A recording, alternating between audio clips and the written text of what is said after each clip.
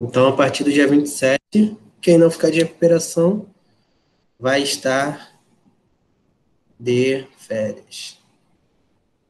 Acho que essa página aqui, se não for, é a outra. Não é a outra.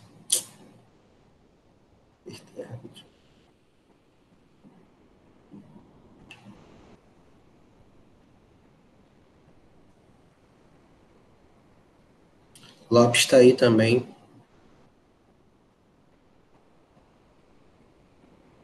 Ih, apertei errado de novo. Apareceu para vocês agora? Sim. Beleza, então.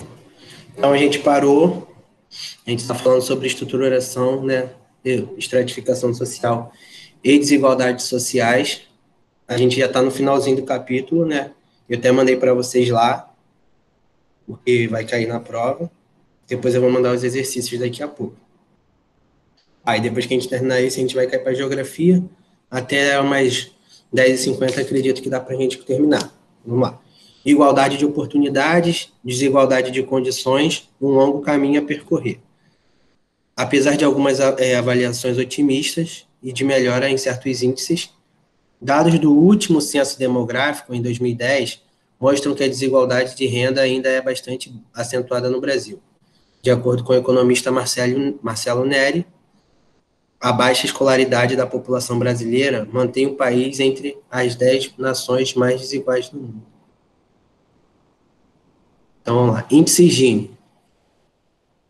O índice Gini, ou coeficiente de Gini, é um importante indicador social. É a ferramenta estatística mais utilizada para estudar a desigualdade de renda. O Gini é uma medida e seu valor varia de 0 a 1. O valor 0 indica que cada unidade familiar de um país ganha exatamente a mesma quantidade de dinheiro e é a completa igualdade de renda. No polo oposto, o índice com valor igual a 1 indica que uma família só ganha a renda nacional inteira. Completa desigualdade de renda.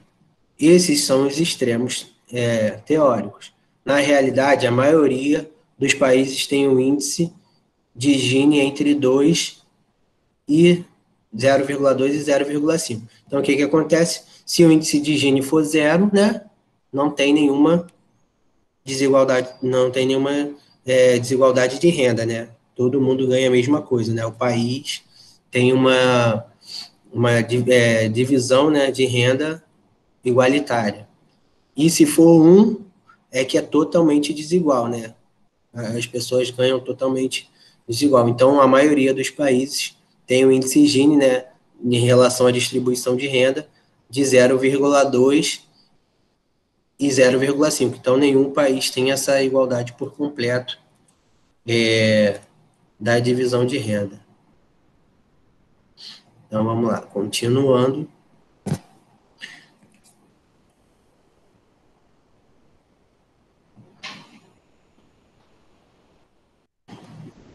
Ó, como, por exemplo, a PNAD de 2013 apurou que o rendimento médio real do trabalho das pessoas de 10 anos ou mais de idade cresceu 4% no último biênio estudado.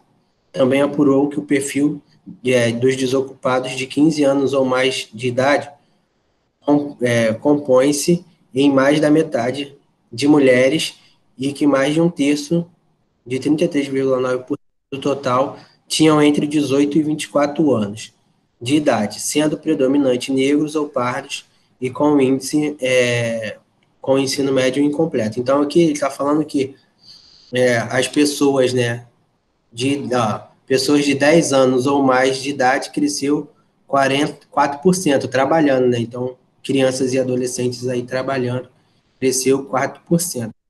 E aqui ele está dizendo que os desocupados, né, com 15 anos ou mais, né, são pessoas negras com ensino médio incompleto e um terço deles tem entre 18 e 24 anos. Alguém pediu para entrar. Calma aí. A Mel pediu para entrar. Continuando aqui. Ó, esses dados são bastante importantes porque confirmam que a desigualdade de gênero e raça continua a ocorrer no Brasil, apesar da implantação de políticas públicas e ações afirmativas voltadas para os segmentos sociais. Outro indicador importante na questão social é o Índice de Desenvolvimento Humano, o IDH, criado pelo Programa das Nações Unidas para o Desenvolvimento, Programa das Nações Unidas para o Desenvolvimento, né, que é o PNUD. Ele é usado como referência da qualidade de vida e desenvolvimento, sem se prender apenas aos índices econômicos. Baseia-se em dados como expectativa de vida, escolaridade e renda média. Então, aqui, o IDH, né, ele se baseia não só na renda, né, como o Gini é só na renda, né, o índice Gini é só na renda, né, na distribuição de renda. Agora, o IDH não, ele se baseia o quê? Na expectativa de vida, na escolaridade e na renda média, né? Então, alguns países europeus e asiáticos, né? Japão, Coreia do Norte, como tem uma alta expectativa de vida, né? E tem uma alta escolaridade, a renda lá também é um pouco alta, tem esses maiores índices de desenvolvimento humano. Hoje, apesar do contexto de consolidação da democracia, é possível constatar, que as desigualdades socioeconômicas brasileiras estão muito associadas à desigualdade de oportunidade e de condições. Em outras palavras, existem diferenças nas circunstâncias que afetam o sucesso das pessoas e que não dependem de seus esforços nem de suas decisões pessoais. Essas circunstâncias incluem o grau de escolaridade e ocupação dos pais, a qualidade da escola que o indivíduo frequenta, seus ambientes de socialização, além de outros elementos, como a cor da pele. Então, o que acontece? Como o nosso país teve um crescimento desordenado, né, a gente não teve um planejamento, né? E por a gente ter uma extensão continental, você fica mais difícil de controlar isso, né? E aí as pessoas que moram no interior, né, têm dificuldade do acesso à educação, acesso à saúde, essas coisas todas. Então, o que elas fazem? Elas migram, né? Elas migram para os grandes centros urbanos, e como aqui nos grandes centros urbanos, né, a moradia é muito cara, né, eles acabam, né, tendo que não ter opção de moradia, acabam indo, né, morar nas periferias, né, que são as favelas, né, os morros fluminenses, né? Então, acaba não tendo muita opção, né? E para a pessoa ter uma condição de vida melhor, ela tem que trabalhar mais, fazer uma hora extra, só que como ela não mora perto do trabalho, né? Mora distante, então ela leva aí de 1 a 2 horas para chegar em casa, então para ela ter um acesso à educação, para ela ter um acesso, né, à saúde, fica mais complicado ainda, porque você imagina, o trabalhador, ele vai marcar um médico, só que ele trabalha o dia todo, vamos botar aí, de 9 às 5 ou de 9 às 6. Que horas que ele vai ir no médico, né? Então, as pessoas acabam deixando de lado essas questões, né? Então, por isso, a questão da desigualdade. A gente vê muito alunos, né, de escola pública trabalhando, e você vê os alunos de escola particular, né, a maioria só estuda, né? Então, com certeza, a oportunidade não vai ser a mesma, né? Com certeza o acesso à informação, à formação, né, acesso a uma universidade, a um concurso, né, ao mercado de trabalho vai ser totalmente diferente entre o rico e o pobre, né? Então a gente vê essa desigualdade aí nessas questões, né? Sem contar, né, as outras questões que, como ele fala aqui, né, outros elementos como a cor da pele também, né? Então, é muito mais difícil uma pessoa periférica, né, ter uma oportunidade de emprego do que uma pessoa, né, branca que mora na Zona Sul, né? Então, a gente vê essa situação totalmente diferente. Vamos lá, continuando. Alguém quer fazer algum comentário, falar alguma coisa? Posso prosseguir? Então, vamos lá. Pode. Pode, beleza. Então, vamos lá. Ao tomar como exemplo a juventude brasileira pobre, observa-se que a desigualdade social ajuda a explicar diferentes realidades vividas por esse segmento da população, seja no plano econômico, seja no aspecto de gênero, de etnia ou de orientação sexual. Nem sempre valorizados igualmente. Esse segmento sofre com uma série de discriminações particulares e desigualdade de condições. Desculpa, o comentário que eu fiz. Essa situação de desigualdade tem sido muitas vezes considerada natural, dada a sua longa existência. No entanto, um fator que deve ser destacado é o binômio igualdade de oportunidades e desigualdade de condições, que é em si uma contradição. Atualmente, em boa parte do país vigora o pressuposto de igualdade de oportunidades, ou seja, todos os cidadãos têm o direito de tratamento idêntico pela lei, vetando-se as diferenciações arbitrárias e discriminações, como consta no artigo 5º da Constituição Federal de 1988, que afirma serem todos iguais perante a lei, sem distinção de qualquer natureza. Esse pressuposto consagra o princípio da igualdade de oportunidades. Entretanto, essa preposição de igualdade esbarra na imensa desigualdade de condições. Por exemplo, na hora de iniciar e continuar os estudos, ou de garantir uma alimentação adequada, esses são dois elementos, entre outros, que demonstram o impacto representado pelas desigualdades sociais sobre a geração de possibilidades de desenvolvimento pessoal e profissional. Claro está, portanto, que há um grande desafio quando se fala em reduzir a distância entre a igualdade formal de oportunidade e a desigualdade real de condições. Essas linhas gerais, esse desafio seria o aprimoramento das políticas de programas sociais destinados a redistribuir a renda, fundados em regras de funcionamento claras e abrangentes, e que, sobretudo, sejam políticas de Estado e não de governo, ou seja, que tenham continuidade, independente de quem ocupe o poder executivo. Por outro lado, há urgência na ampliação de oportunidades para que os jovens possam encontrar maneiras reais de mobilidade social, o que significa melhores condições de acesso à educação, à saúde, ao mercado de trabalho e a uma redução da violência, do qual as vítimas principalmente aqueles que representam minorias sociais discriminadas, como mulheres, negros e indígenas. E aí a gente vê, jovens conversam sentados em uma ponte sobre um rio, na cidade de Cabo, na África do Sul, em 2012. A juventude negra encontra muitas dificuldades na inserção social, e ainda que juridicamente não haja diferenças. Na prática, as oportunidades, quando comparadas às da juventude branca, não são as mesmas. Então, por exemplo, tem alunos aqui na escola que, quando saem da escola, tem que arrumar a casa, fazer comida e olhar o irmão mais novo, né? Então, tem essas questões todas, né? Então, não dá para só estudar, não dá para fazer somente a parte acadêmica, né, da escola, né, a parte dos estudos. Então, tem um monte de coisa para se fazer. Então, diferente daquelas pessoas que têm uma melhor condição financeira, que chega em casa, a comida já está pronta, tem empregada para arrumar a casa, né? Então, é mais difícil, né? Então, a gente vê muitos pais tentando dar uma melhor condição de vida, né, para os seus filhos, né? Aqui está falando um pouquinho sobre a PEC das domésticas, né, que antes as domésticas não tinham nenhum direito, né, trabalhista, e agora já tem alguns direitos trabalhistas assegurados. Eu vou passar lá para a página de geografia agora, e daqui a pouco eu vou mandar o exercício lá no grupo para vocês. Só estou vendo se tem alguma coisa importante. Não, aqui já chegou.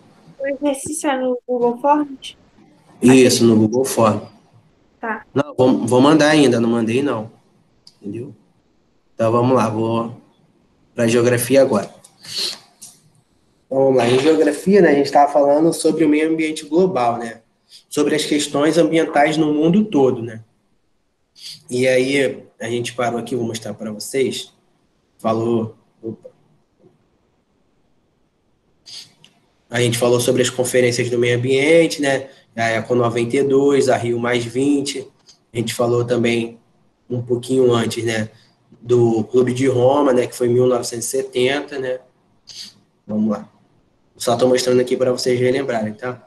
Falamos sobre desenvolvimento sustentável, né, sobre como as pessoas, né, utilizam os recursos naturais de forma inteligente, né? A gente está mostrando aqui, ó, a China tem intensificado o setor eólico, né, energia dos ventos. Aí a gente também tem aqui, né, na Califórnia, a maior instalação solar térmica do mundo, né, energia solar. A energia geotérmica, né, que usa calor proveniente do interior da Terra, na Islândia. Naquela série que eu falei para vocês, né,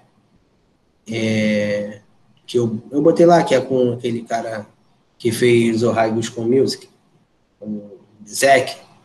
Ele até visita essa usina aqui, quem puder ver lá. Eu botei no grupo o nome da série, agora eu esqueci. Curta Essa, eu acho que é Curta Essa o nome do, da série lá no Netflix. A gente falou também sobre um pouquinho do aquecimento global, né, que é o lançamento que tem aumentado por conta, né, do CO2 na atmosfera. A gente tem uma foto aqui, né, de Pequim com a poluição e sem a poluição. E também temos o aumento das temperaturas, né? A gente mostrou como era, né? Antes, deixa eu baixar aqui. Ó, glacial Pertsen no Alasca, né? Em 1920 era assim. Em 2005 estava assim, né? Então a gente vê que era tudo congelado e agora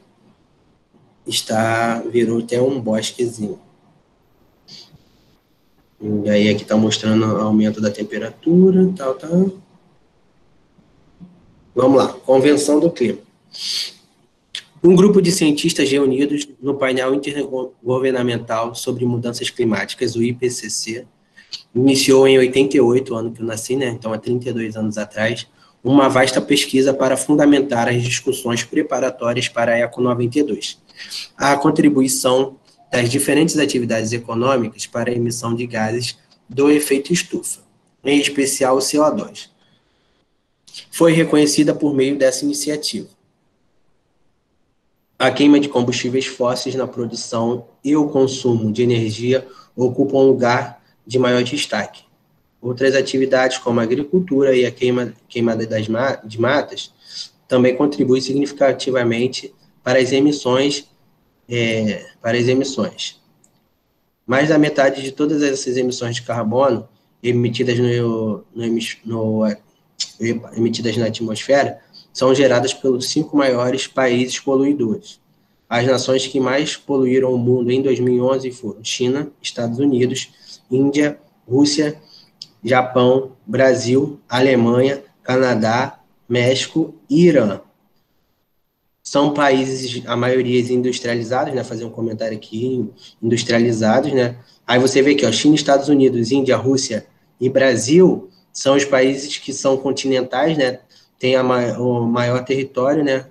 São os 5 países com maior território do mundo, né? Então, também tem as maiores populações, então você vê por que dessa poluição também, né? E por conta do setor industrial. Além dos países desenvolvidos, os países do BRICS estão entre eles, entre os maiores poluidores. Atividades geradoras de gases do efeito estufa em 2000. Vamos lá. Distribuição de emissão das emissões atuais por setor, né? Então, vamos lá. 60,5 energia, 3,7 desperdício, 18,6 mudança no uso da terra e florestação, 13,7 agricultura e 3,5 industriais. Quando fala aqui de energia, né, fala queima de combustível, carvão, gasolina, petróleo, né, tudo isso está envolvido aqui, né, por isso que é o maior, né, e as indústrias como usam para movimentar as máquinas também, então está tudo envolvido aqui, né. Então aqui ele até botou o que mais É usada a eletricidade e aquecimento, aí, ó, manufatura e construção, transporte, combustão de outros combustíveis e emissões fugitivas, né? Então, a maior parte é da energia elétrica e do aquecimento. A emissão de gases do efeito estufa reflete essencialmente o nível de industrialização e o modelo energético das economias nacionais. Uma análise das emissões per capita do principal gás do efeito estufa, o dióxido de carbono, revela as diferenças entre países desenvolvidos e os subdesenvolvidos. Hoje, no entanto, as economias emergentes estão entre as grandes emissoras, como China e Índia, que estão com suas economias em expansão acelerada, né? Com esse desenvolvimento econômico, né, a China, em 2026, vai passar os Estados Unidos e vai ser a primeira, né, o país mais rico do mundo, né? Vai ser o número 1 em potência econômica, né, no mundo. Os Estados Unidos vai para segundo, o terceiro é o Japão. Vamos lá. Os países que mais emitiram, né, gases de efeito estufa em 2013 foram China, Estados Unidos, Índia, Rússia, Japão, Alemanha, Irã, Coreia do Sul, Canadá e Reino Unido. Os 5 primeiros concentram mais da metade das emissões de gases poluentes na atmosfera e são responsáveis pelo aquecimento global. China e Índia são economias com crescimento acelerado e utilizam carvão em grande quantidade, cuja queima ainda é mais poluente do que o petróleo. Vamos lá. Durante a Eco 92, as negociações para a Convenção sobre as Mudanças Climáticas foram marcadas pela resistência dos Estados Unidos à fixação de limites compulsórios para emissões de gases de efeito estufa, proposta por países subdesenvolvidos e pela União Europeia. Os grandes exportadores de petróleo tenderam a se alinhar com Washington, enquanto pequenos países insulares da Oceania apareceram como os maiores ardorosos defensores de medidas severas contra as emissões. Muitos desses países insulares, como as Ilhas Maldivas e Tuvalu, podem ter habitabilidade ameaçada, pois o aumento do nível do mar faria submergir grande parte dos seus territórios. O resultado ficou muito aquém do desejado pelas organizações ambientalistas, pois não foram fixados limites compulsórios para emissões. Ó, mundo, né, o mapa mundo, emissões de CO2 em 2012, né? Então, aqui, a gente vê aqui, ó, China, né, tá preto, quase preto, os maiores, né? Rússia, Estados Unidos, Índia, né? Aí aqui a gente tem a Alemanha, ó, Japão também, aqui, ó. Maiores poluidores, ó, China, Estados Unidos, União Europeia, Rússia, Índia e Japão. Emissões por pessoa, né? Quem emite mais Estados Unidos, segundo o Canadá, isso aqui é entre 92 e 2008, né? Rússia, Reino Unido, França, China, Brasil tá bem lá atrás. Somos a 9ª economia do mundo, tá, gente? Protocolo de Kyoto e conferências das partes. O Protocolo de Kyoto, anexado à Convenção sobre as Mudanças Climáticas Globais em 97, representou uma interessante inovação nas políticas globais para o meio ambiente.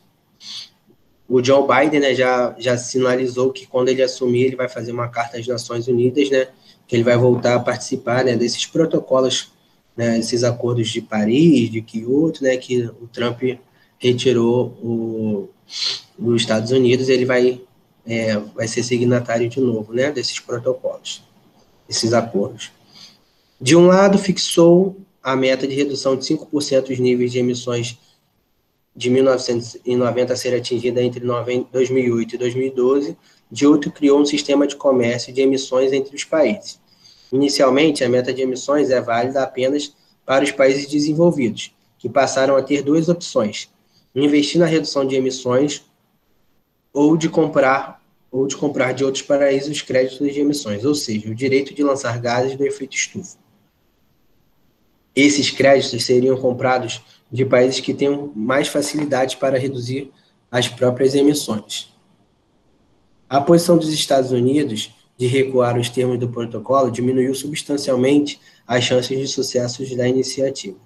Além disso, a perspectiva é de significativo aumento das emissões nos países em desenvolvimento, especialmente os mais populosos, como China, Índia, Brasil, Indonésia e México. O crescimento econômico terá um grande aumento do consumo de energia e, portanto, maiores emissões de gases de efeito estufa. Em 2014, porém, Estados Unidos e China, os maiores emissores de CO2 do planeta, firmaram um acordo para reduzir os gases de estufa. Os Estados Unidos comprometeram-se em reduzir até 2025 entre 26% e 28% de suas emissões de 2005. A China afirma que as reduções devem se dar por volta de 2030. O que acontece? A China ela é a segunda maior potência econômica do mundo, né? Ela tem uma economia desenvolvida, mas as questões sociais lá ainda não são desenvolvidas. Por isso que a China, né, é considerada um país subdesenvolvido, né, em desenvolvimento, né, diferente dos Estados Unidos e os outros países europeus, que são considerados desenvolvidos. Conferência das Partes das Nações Unidas. É o órgão supremo da Convenção Quadro das Nações Unidas sobre Mudanças do Clima. Adotada em 92, é uma associação de todos os países membros ou partes, signatários da Convenção, que se reúne desde 95. A cada 2 anos são discutidas as mudanças climáticas e possíveis soluções para evitar problemas que esses fatos acarretem. Os tratados e as conferências internacionais também se preocupam com os possíveis prejuízos econômicos decorrentes de desastres ambientais, causados potencializados por conta dos efeitos do aquecimento global em 2020. Um outro tratado sobre o clima deve ser assinado. Os Estados Unidos recusam-se a controlar as emissões de gases de efeito estufa, receosos disso, trouxeram a desaceleração econômica. Embora o governo estadunidense tenha adotado um novo posicionamento, o acordo com a China precisa ser ratificado pelo Congresso do país. Emissão de fumaça industrial na Flórida em 2010, né? Uma fotinha aí para vocês verem. Biodiversidade e florestas em extinção. Vamos lá, continuando aqui. Originalmente, o bioma das florestas úmidas tropicais cobria vastas extensões da América do Sul e Central, África Central e Ocidental, Ásia Meridional e Oceania. Nas últimas décadas, o desmatamento pela exploração madeireira ou energética e a substituição da mata por pastos e culturas agrícolas reduziram consideravelmente as áreas florestais.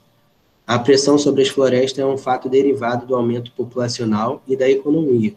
O crescimento populacional dos países pobres do mundo tropical provoca uma demanda crescente de alimentos e a expansão de fronteiras demográficas para o interior dos ecossistemas das florestas úmidas. A dependência econômica dos países subdesenvolvidos, agravada pelas dívidas externas, também resulta em desmatamento. A extração da madeira é feita por grandes empresas concessionárias e as madeiras nobres são exportadas em larga escala. A retirada predatória das madeiras selecionadas provoca danos irrecuperáveis à floresta, além de reduzir a biodiversidade da fauna e da flora. Normalmente, pastagens extensivas ou monoculturas em grandes fazendas substituem a cobertura vegetal original, depois da derrubada das árvores e da exploração da madeira. Esses empreendimentos, que muitas vezes contam com estímulos e subsídios dos governos nacionais, geralmente conduzem ao rápido esgotamento dos solos com frequência impróprios para práticas de agropecuárias adotadas. Em imensas áreas inóspitas, denuncia uma economia predatória e destruidora, orientada para os lucros imediatos e para o uso sem planejamento dos recursos naturais. Aí a gente tem uma foto, embora haja diversas iniciativas por parte do governo e da sociedade, o desmatamento da Amazônia continua a aumentar, uma foto do Acre em 2014. Página. Quanto carbono emitimos, né? Aqui, essa questão tem mobilizado muitas instituições que buscam engajar os cidadãos em uma ampla discussão sobre a matriz energética do planeta e suas repercussões ambientais, visando uma reflexão sobre como minimizar as consequências do aumento de concentração de gases de efeito estufa. Emissão anual de carbono por pessoa conforme o meio de transporte em toneladas. Número, aí as árvorezinhas aqui do lado, número máximo de árvores necessário para capturar carbono emitido durante um ano, né? Então, vamos lá. De bicicleta, você emite 0, né? Só se você soltar algum gás, né? Mas fora isso, se você estiver andando de bicicleta, eu vejo a Mel aí sempre postando, andando de bicicleta, está emitindo 0 gás carbono. De trem, 0,2. Para filtrar, né, esse gás carbônico, seriam necessárias 32 árvores, né? O trem usa energia elétrica, né? O metrô também usa energia elétrica, né? Só que ele fica no subsolo, né? Seriam 39 árvores. De moto, né? A pessoa emite 106, seriam 79 árvores. De ônibus, 95 árvores. E de carro, 246 árvores. Eita, é muita coisa, gente. Tem que plantar muita árvore. O cálculo de emissão, os cálculos foram feitos para deslocamentos diários de 60 km, contabilizam emissões diretas dos veículos, exceto no caso do trem e do metrô, em que são contabilizadas as emissões indiretas associadas à produção da eletricidade consumida. Compensação de emissões. Estima-se que é necessário 1,7 a 5 árvores para capturar 1 tonelada de carbono no intervalo de 15 anos. Essas variações dependem dos fatores como clima, espécie das árvores, solo e outros. Vamos lá. Ásia de monções. Há menos de um século, florestas úmidas tropicais recobriam grande parte da Ásia de monções. Hoje, grande parte das florestas originais desapareceu. A China e a Índia conservam apenas manchas das florestas originais. E o mesmo, essas manchas encontram-se sobre sério risco de destruição. Importantes áreas florestais originais apareceram na península da Indochina, Vietnã, Laos e Camboja, e todas elas estão ameaçadas. A Indonésia abriga maiores matas remanescentes da Ásia, mas grande parte delas está em iminência de ser devastada. Os países lá da Ásia, eles produzem muita borracha, né, essas coisas assim que vem da madeira, né, então, aqui, um óleo também que eu esqueci o nome, que é óleo de palma, né, também, que é extraído da madeira também, então, por isso essas dificuldades, né, lá em proteger as florestas. Desde 1960, a Ásia de monções perdeu mais de um terço de sua floresta, mais de um terço de sua área de florestas úmidas, o que lhe confere o triste título de campeão mundial de desflorestamento. Nas Filipinas, as áreas florestadas foram reduzidas de 16 milhões de hectares para menos de 1 milhão. As elevadas densidades demográficas, o forte ritmo de crescimento econômico e a ação da indústria madeireira são as causas principais da devastação recorde. A indústria madeireira desenvolveu-se na Ásia Meridional, impulsionada pela reconstrução econômica japonesa do pós-guerra. A madeira extraída da Tailândia, da Malásia e da Indonésia sustentava a urbanização e a construção civil no Japão. Depois, com o crescimento explosivo das economias dos tigres asiáticos, outros mercados entraram em expansão, né? Então, aqui, as áreas de monções, né, de florestamento, é uma floresta mais úmida, né?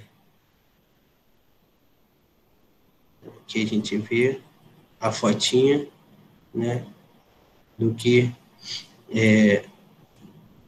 o verde escuro, florestas remanescentes, né, desde o surgimento, e em verde claro, as florestas originais, né, o que restou ainda, o que resta. Outra foto, ao longo da última década, a Indonésia perdeu cerca de 840 mil hectares de floresta tropical. O desmatamento tem aumentado por causa das áreas de plantio, indústria alimentícia e de extração de madeira para abastecer para abastecer as fábricas de papel e celulose. Deixa eu beber uma água aqui.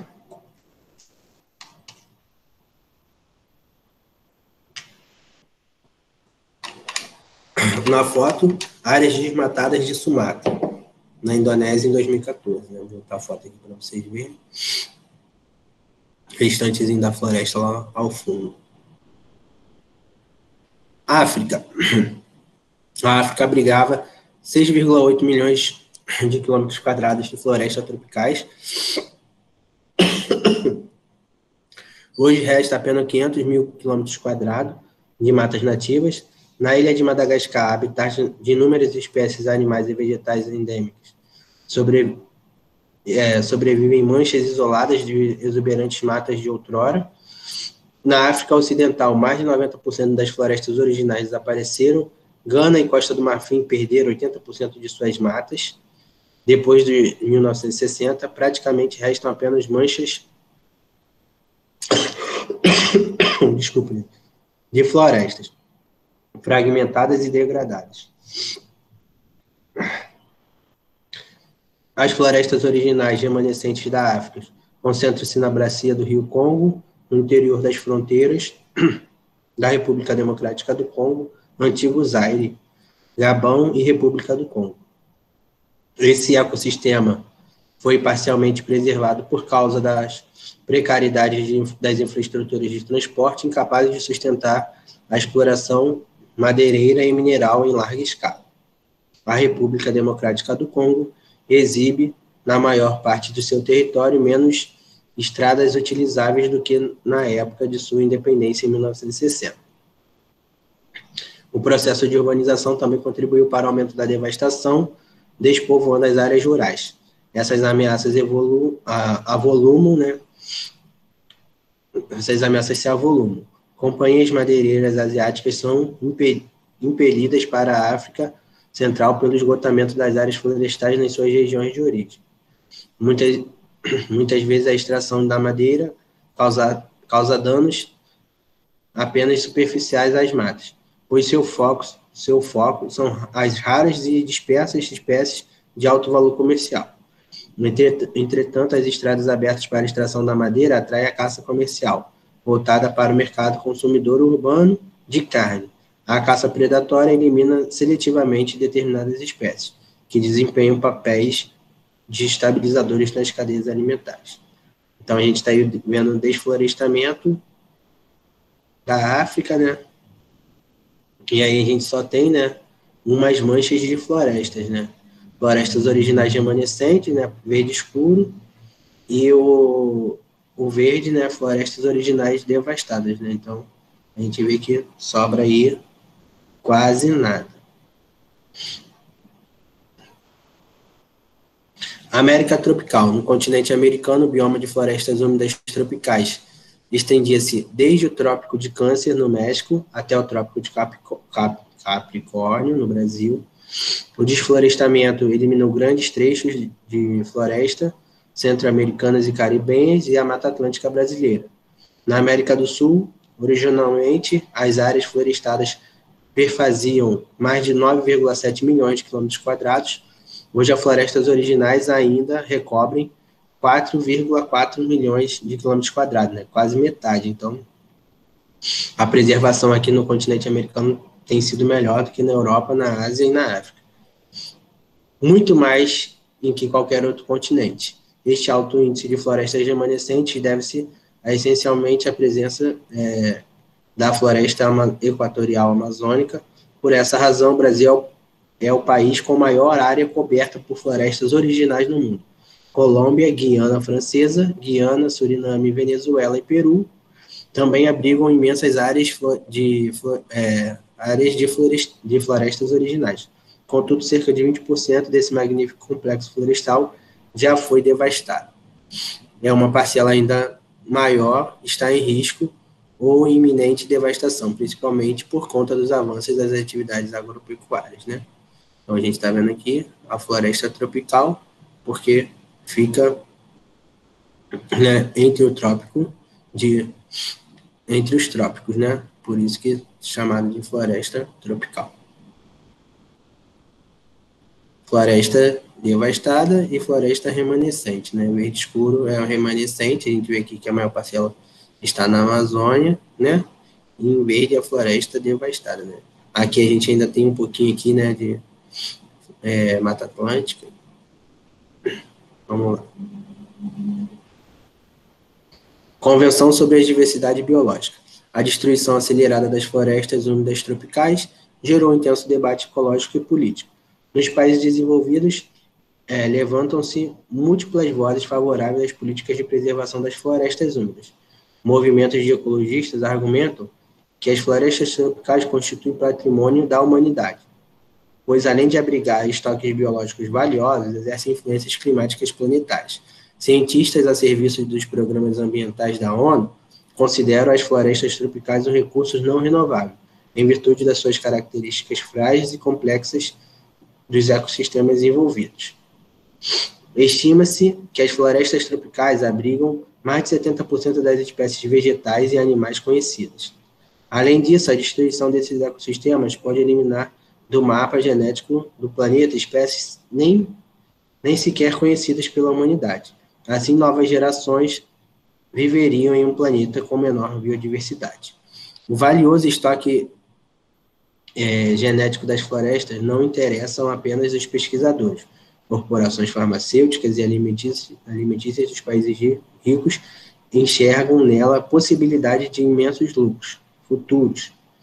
Isso ocorre porque novos e eficazes componentes para a fabricação de remédios e para a produção de sementes alimentares de alto valor proteico podem estar disseminados entre as espécies vegetais e animais das florestas úmidas. Nesse seriado que eu falei para vocês, eles protegem, né, eles guardam a semente dessas árvores, né, para caso haja uma catástrofe eles consigam replantar. Depois vem lá o seriado. Entretanto, para países em desenvolvimento, a exploração predatória dos recursos florestais representam muitas vezes a geração de renda e de trabalho. As terras pouco povoadas das áreas florestais podem assentar agricultores. Já a madeira e os recursos minerais do subsolo são fontes de receitas imediatas de exportação. A construção de barragens e usinas para aproveitamento de quedas de água é capaz de fornecer eletricidade barata para impulsionar a expansão industrial. Na Eco 92, a contraposição dos conceitos de patrimônio da humanidade e soberania nacional marcou negociações sobre o tema de diversidade. O governo dos países em desenvolvimento resistiram em adotar políticas preservacionistas que acarretam restrições aos fluxos demográficos e às atividades econômicas. O principal argumento é o fato de que os países desenvolvidos destruíram a maior parte de suas florestas originais, temperadas e boreais. Assim, esses países reivindicam as compensações financeiras e transferências de tecnologia em troca de adoção de políticas de conservação do patrimônio energético presente nas florestas tropicais. Então, o que acontece? Como as florestas tropicais são as mais preservadas do mundo, eles falam, não, a floresta tropical é um patrimônio da humanidade. Entendeu? A gente pode pesquisar, pode investir, pode fazer o que quiser lá. E os países que detêm, né, dentro do seu território as florestas tropicais, não. O nosso país é soberano, tudo que está aqui pertence a nós. Vocês não têm nada aqui, né? Uma das discussões do Bolsonaro com o presidente da França foi por conta disso, né? Porque ele falou que o Brasil não protegia a Amazônia, tal. Então, uma das questões foi essa, por conta de eles acharem que as florestas tropicais são um patrimônio da humanidade, e os países dizem, não, a gente tem soberania nacional, vocês não podem entrar aqui. Né? Vamos lá, para terminar. A Convenção sobre a Diversidade Biológica, aprovada na ECO 92, representou um terreno de entendimento inicial sobre o assunto e um espaço de consolidação dos interesses divergentes. A Convenção tem caráter contratual, ao menos em teoria. Cria direitos e deveres precisos entre os Estados. O seu princípio básico é o reconhecimento do direito soberano dos Estados sobre os recursos biológicos existentes no seu território, que eu acabei de falar, e o intercâmbio político previsto no documento consiste na troca do amplo acesso à biodiversidade pela concessão de ajuda financeira e a transferência de tecnologias. Transferência de tecnologia.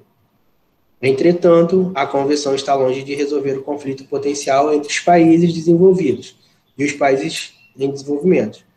Rediscutido, o documento permaneceu vago e genérico, permitindo diferentes interpretações dos direitos e deveres estabelecidos. Não foram estabelecidas metas específicas para o programa de redução de perda de espécies. Além disso, a documentação final não faz referência ao sistema de patentes, que garante o monopólio sobre descobertas científicas para os detentores de conhecimento, países desenvolvidos, e não protege os países que abrigam material genético, fruto pesquisado em sua maioria países em desenvolvimento ou subdesenvolvidos. Então, os caras querem vir, né, lá dos países desenvolvidos para os países em desenvolvimento para fazer as pesquisas, né, porque os países em desenvolvimento ainda não detêm essas tecnologias, né. Nos últimos anos, as discussões têm se concentrado, sobretudo, na questão dos transgênicos, alimentos geneticamente modificados, a questão do uso sustentável das florestas e seus recursos passam a ser discutidas em diversas esferas sociais. Eu acho que a gente acabou. Acho que na sexta-feira a gente pode fazer só uma revisão, né? Uma revisãozinha do que vai cair na prova. E aí, o que acontece? Eu acho, não tenho certeza, que eu não vou conseguir terminar o livro com vocês, porque ainda faltam alguns capítulos. Mas como o ano que vem, né? Esse que vos fala será o professor, vou continuar sendo o professor de vocês, né? Caso não aconteça nada, né? De diferente.